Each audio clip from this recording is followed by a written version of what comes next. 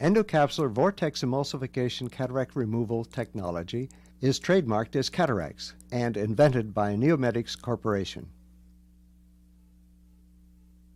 The Catarex technology utilizes a turbine-driven high-speed rotary handpiece that integrates with the console system.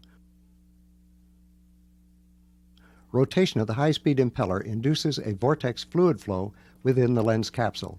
It is this vortex flow that draws the lens and cortex material to the tip of the Catarex probe, where it is rapidly emulsified upon contact with the rotating impeller. Fluid flowing as a result of impeller rotation recirculates within the lens capsule. Because of this action of the recirculating fluid, the lens capsule remains inflated during impeller rotation, even in the absence of IA flow. In addition to the impeller-induced vortex flow, Catarex also superimposes a conventional IA flow through the probe to clear the emulsified lens and cortical material from the lens capsule. This unique electrosurgical device performs the capsulorhexis. It makes a consistent 1 mm capsulotomy simply at the depression of a foot pedal. A small amount of viscoelastic material is inserted into the anterior chamber and the bubbles are cleared. The hydrodissection cannula completely covers the capsulotomy and makes a hydrodissection that separates the capsule from the cortex.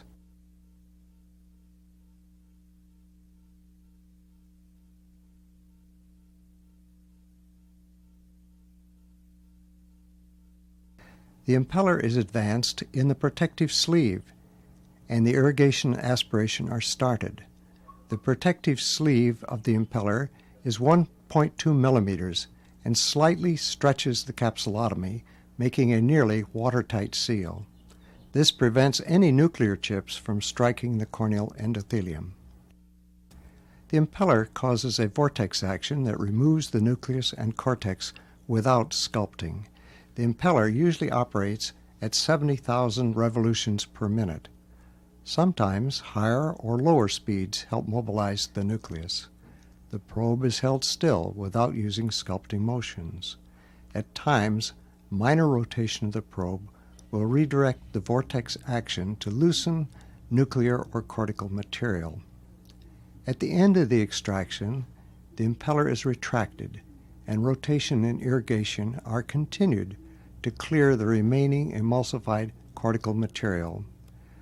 The bag is partially refilled with viscoelastic material. Human cataractus lenses have been embedded in gelatin to simulate the support by the zonules. The impeller tip extends through the capsulotomy for only about 1 millimeter and is held relatively motionless. The spinning action of the nucleus is caused by the vortex flow of the impeller. Only one instrument and one hand are required for removal of the nucleus and cortex, whereas two are frequently required for the cracking and sculpting of the nucleus in phaco. Minor rotation of the probe changes the direction of the vortex flow and assists in the mobilization of the nucleus and cortex. The spinning action of the vortex flow is again nicely demonstrated as the nucleus is reduced in size. The emulsified nucleus and cortex are removed through the impeller by the irrigation and aspiration flow, and usually requires only 10 to 20 milliliters of balanced salt solution for the entire case. Since the anterior capsule is nearly intact, none of the nuclear chips can come in contact with the corneal endothelium, making this a true endocapsular cataract extraction. This is a Miyake view of phacoemulsification. If you look at the edges of the capsule, it is easy to see marked movements caused by the vacuum drawing the capsule toward the emulsifying tip. This in turn puts undesirable stress on the zonules. In contrast, the Catarex system utilizes the vortex flow to expand the capsular bag. The capsular bag remains almost still and is never drawn toward the probe because the vortex action of the impeller keeps the bag fully inflated and puts almost no stress on the zonules.